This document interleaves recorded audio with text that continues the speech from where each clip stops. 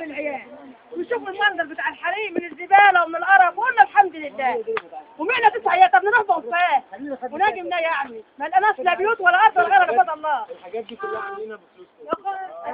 ربنا يخليك يوصل لنشوفوا شر المرض. لما ندعيك نقول له بشوف شر المرض، هي بيتفقوا مين؟ هنعمل ايه بس؟ احنا ولادكم يا حاج. جايين معاكم يا حاج. ربنا يخليكم شر المرض، يعدكم كمان وكمان. ربنا يخليكم ربنا يخليكم.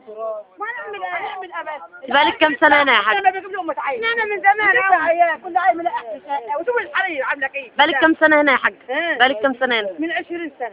يعني انت اتجوزتي هنا؟ لا. امال اتجوزتي احنا فين؟ جوزنا بدنا بقى وجينا هنا.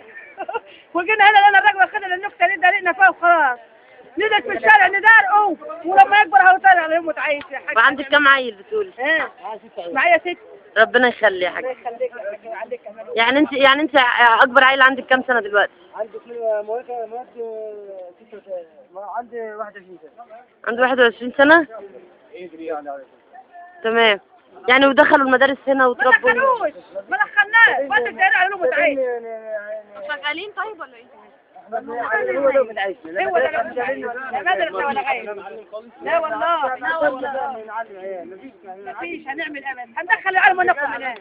هنعمل ايه؟ يعني العيل بيشتغل وبيصرف مع اهله يعني؟ علينا بيشتغل ويصرف معاكي؟ بيصرف معانا. ايوه ما يصرف على ابوه وامه.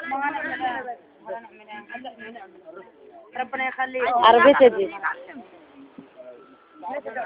هنروح خلاص ونجي نصر على المتعيش. ربنا